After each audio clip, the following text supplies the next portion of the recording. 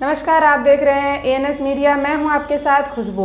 पंचायत चुनाव के मद्देनजर हमारी एएनएस मीडिया की टीम जिले के हर प्रखंड के पंचायत चुनाव पर कड़ी नजर बनाए हुए है।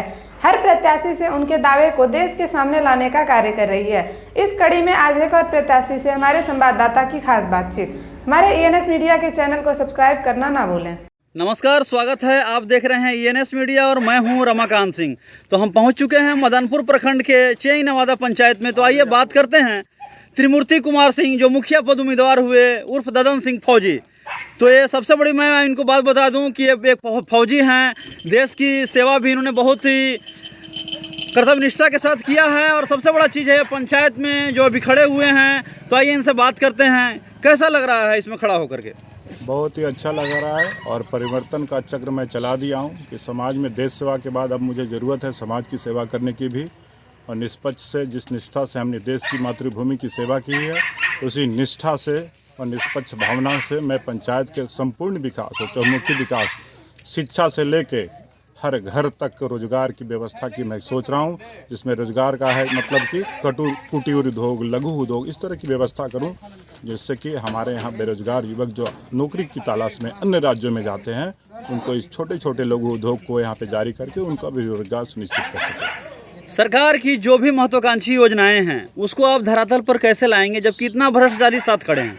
सरकार की हर योजना का मैं एकदम निष्पक्ष और अक्षरशः पालन करवाने की भरपूर कोशिश करूंगा, क्योंकि मैं डिस्ट्रिक्ट प्रेसिडेंट भी हूं पूर्व सैनिकों का। तो इस नाते मुझे प्रशासन की हर कमियों को और हर खूबियों को पता है। इरादा मजबूत होना चाहिए। प्रशासन या योजना जो भी सरकार की होती है हर जगह ला, इसके लिए हमने देश में लड़ाई लड़ी है। इस भ्रष्टाचार के विरुद्ध देश में भी लड़ाई लड़ी है और देश के सीमाओं पे भी लड़ी है। तो उस भ्रष्टाचार व्यवस्था को मुक्त करने के लिए, इसके लिए मुझे चाहे कहीं पे भी आपको पता होना चाहिए कि हमारे देश में कंप्लेंट की बहुत अच्छी व्यवस्था हो गई है।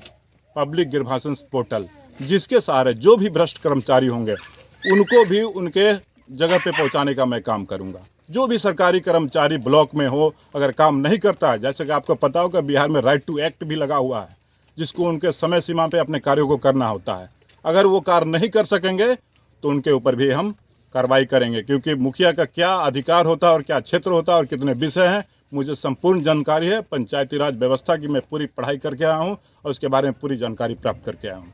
क्या लगता है आपको, जो जनता की जो इतनी जो भीड़ देख रहे हैं, तो ये भीड़ क्या वोटिंग में तब्दील होगी? ये भीड़ तो देखिए, वोटर है असली घर में बैठा हुआ है, सड़कों पे नहीं घूम रहा है। और आप भीड़ देख के आकलन नहीं कर सकते हैं कि कौन कितना विजयी होगा। आपको पिछले चुनाव का मैं इतिहास दे देता हूँ। वही नेता और वही मुखिया जीता है जिनके पीछे भीड़ बहुत कम थी। तो वोटर्स जो है रोड पे नहीं घूम रहा है, भीड़ लगा के नहीं घूम रहा है। और कुछ लोग प्रत्याशी, जो पूंजीवादी प्रत्याशी लोग हैं, वो वोटरों को खरीद के 200 रुपये और 400 रुपये में लेके अपनी भीड़ इकट्ठा करके घूम रही है। मैं बिल्कुल सरल और एकदम सिंपल कैंपेन कर रहा हूं और सहज और मर्यादित तरीके से और लोकतांत्रिक तरीके से अपनी बातों को लोग के बीच में रख रहा हूं। क्या लग रहा है कि पैसे पर जो है ईमानदारी भारी पड़ेगी?